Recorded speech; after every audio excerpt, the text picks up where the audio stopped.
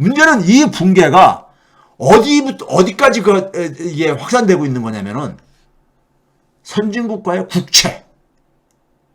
선진국가, 미국이나 영국이나 독일이나 이런 일본이나 이런 국채들은 뭡니까요?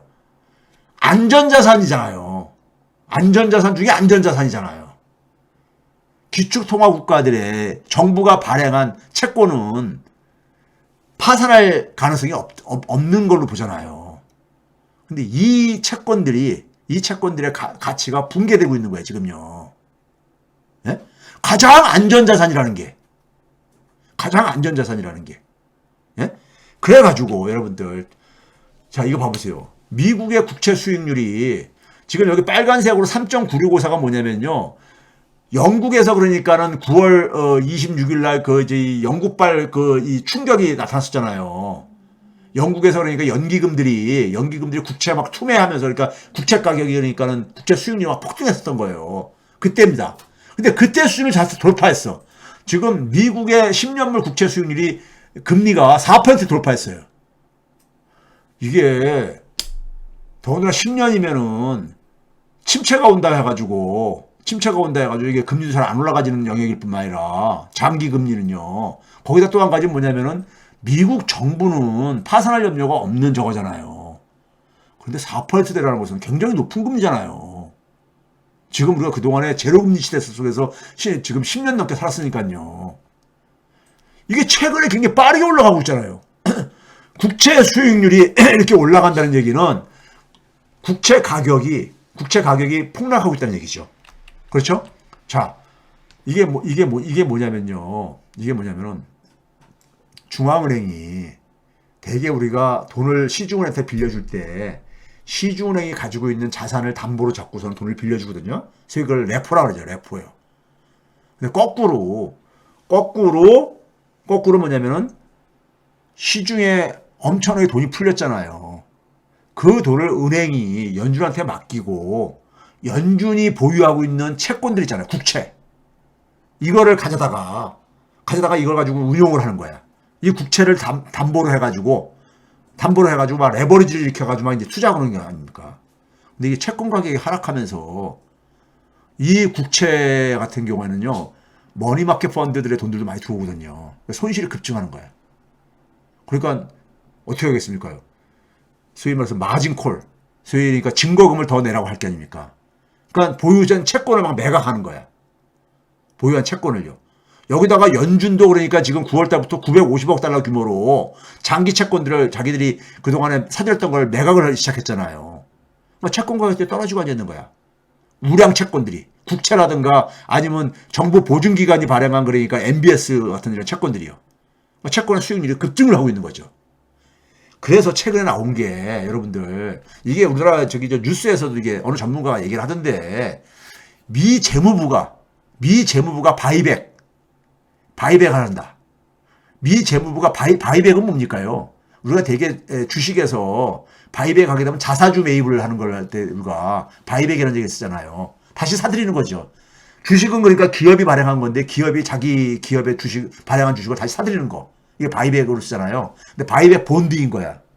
지금 뭐냐면 미국 재무부가 그러니까 주로 미국의 국채를 발행하잖아요. 자기가 발행한 채권을 자기가 다시 사들인다 이거야. 왜 그러겠습니까요? 이걸 가지고 그러니까는 이게 지금 뭐냐면요. 영국의 연기금 사태가 미국판이 지금 이 가능성이 보이고 있는 거예요.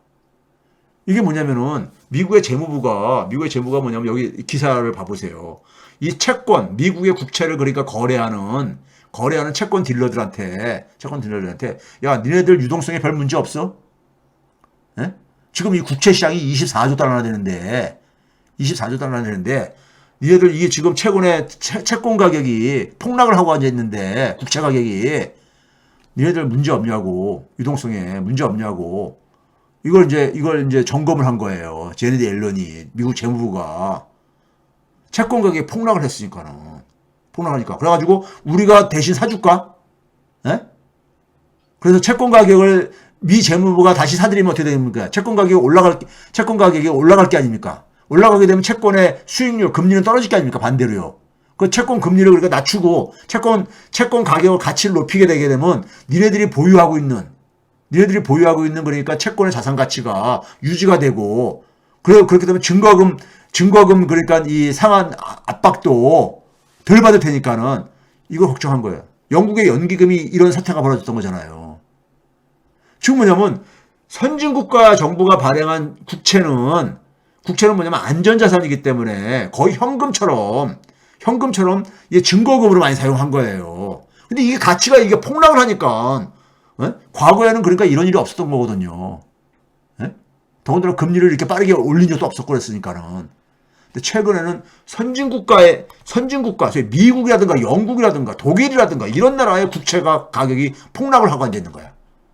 자, 이거 봐보세요. 그러면 미국의 재무부가 도대체가 무슨 돈으로 자기가 그러니까 미국 정부도 그러니까 지금 1년에 그러니까 매년 재정 적자가 엄청난 나라이고 빚을 내가지고 견디는 나라인데 무슨 돈으로 그걸 사겠느냐? 뭘 하겠습니까? 예? 자기가 보유하고 있는 현금이 그거는 정부 운영에 써야 될 것이고 결국은 채권 발행해가지고 살 텐데 뭘 하겠다는 겁니까요? 단기 채권들, 대개 이 연기금들이 많이 사용하는 것은 장기 채권들이 가격이 많이 지금 떨어지고 있는 거니까는, 예? 이게 지금 문제를 일으키고 있는 거니까는 단기 국채를 발행을 해가지고 이걸 좀 장기 채권을 내가 좀 사줄까? 이걸 타진한 거야. 잘못하면 얘네들이 그러니까 붕괴되면은 엄청난 적이 올 거야. 영국 같은 사태가 지금 여기 미국에서도 지금 그러니까 이게 조짐이 보이는지, 예? 그걸 지금 그러니까 확인을 하고 있는 거예요. 근데 그렇게 했을 때 제가 볼 때 만약에 자금을 조달하기 위해서 발행한다면 5년물, 7년물을 발행할 가능성이 있다. 왜? 예? 3개월부터 3년물까지는 금리가 쭉 같이 올라가고 있는데 5년물, 7년물은 그러니까는 이 금리가 역전되고 있거든요. 그러니까 이거는 조금 더 올려도 되는 거니까요. 예? 근데 이건 그건 별 중요한 게 아니고 하여간 지금 재무부가 그러니까는 영국은 어떻게 했습니까? 영란은행이 중앙은행이 그러니까 돈 풀어가지고 그러니까 그 채권을 매입해줬잖아요. 예? 그렇죠? 매입해줬잖아. 10월 13일까지 그걸 했었잖아요. 그렇죠? 근데 미국은 뭐냐면 연준이 지금 그러니까 이걸 다시 그러니까 연준이 다시 돈을 풀어가지고 이 채권을 매입을 하게 되면은 뭐가 돼버리겠습니까? 지금 양적 긴축을 하겠다고 전환했는데 이거 세계 시장에서 투자자들이 볼 때는 엄청난 충격을 올 수밖에 없다고요. 연준이 갑자기 방향을 이렇게 선회하면요. 예? 더군다나 지금 인플레하고 싸우고 있는 중인데. 그러니까 재무부가 나선 거예요. 재무부가 나선 거예요. 근데 문제는 뭐냐면 속 내용은 똑같다 이거죠. 자, 이거 봐보세요. 9개 주요 선진국의 총 채권, 발행한 총 채권이 미국이 50조가 넘습니다. 여중에서 한 24조가 정부 채권이고요. 예? 근데 미국이 그러니까 정부 채권이 여기 국채 비중이 한 26.5조 5천억 달러라는 얘기고요. 예? 이게 그러니까 전체 9개 국가의 합계액이 전체 이 채권이 얼마냐면요. 93조 달러 됩니다. 9개 국가가 발행한 채권이. 그 중에 정부 채권이 국채가 52조. 절반이 넘는 거죠. 절반이 넘는 거야. 미국도 절반이 넘잖아요. 이 위에 있는 회색 선이 그 비중입니다. 그 국채를 엄청 발행한 거야. 한 52조 달러가 9개 국가가 발행한 국채 규모가 52조 달러인 거예요.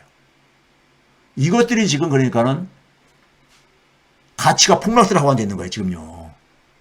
예? 전 세계에서 가장 안전한 자산이라고 하는 것들이.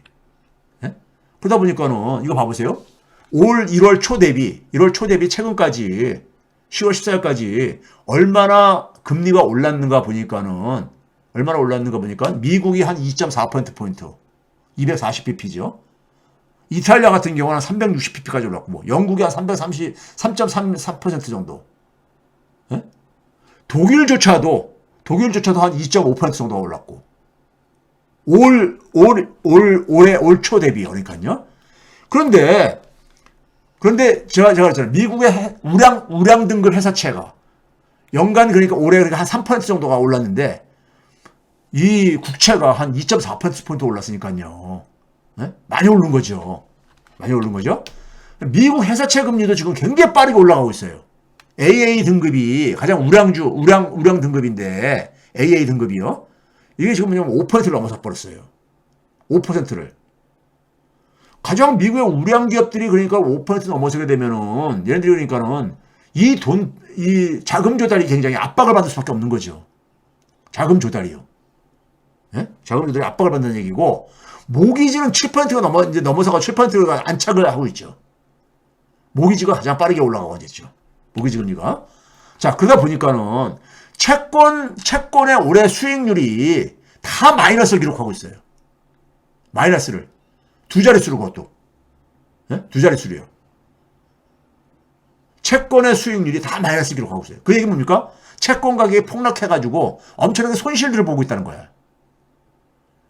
손실을 보고 있으니까 채권 가치가 평가가 떨어지다 보니까는 증거금 마진콜까지 오고 레버리지로 투자한 것들이 붕괴가 오고 있는 거예요. 그래서 지금 뭐냐면 주식하고 채권 가격이 같이 지금 하락하는 이런 상황. 이런 상황을 역사적으로 보니까 딱 두 번 있었었어. 언제냐면요. 1931년 세계 대공황. 이때 뭐냐면은 이때도 뭐냐면 근본이제를 하다가 근본이제 안 한다고 이제 이탈한 게 1931년 이 당시죠. 근데 1969년도 바로 뭐냐면 1971년에 금태환 정지를 했거든요. 그러니까 되게 이제 뭐냐면 금태환 정지 직전 상황에 통화 시스템이 그러니까 굉장히 그 엄청난 그 변곡점을 맞는 시기잖아요. 이때 이 두 번이 있었는데 주식도 그러니까 마이너스 기록하고 채권도 마이너스로 기록한 수익률이 마이너스 기록한 건 역사적으로 이 두 차례가 있었었는데 올해 보게 되면은 지금 채권의 수익률은 세계 대공황 때보다 더 많이 떨어졌고 주식은 그러니까 1969년보다 더 많이 떨어졌더라 이거예요. 그렇게 지금 상황이 안 좋은 상황이라 이거죠. 미국의 주식과 채권의 수익률이요. 상당히 지금 이제 아직 금리 인상 끝나지 않았잖아요. 금리 인상 끝나지가 않았잖아. 근데 지금 이미 이렇게 지금 진행되고 있다는 얘기예요. 근데 여기에 채권 수익률에 지금 그러니까는 이 국채들이 굉장히 관련되어 있다는 얘기입니다.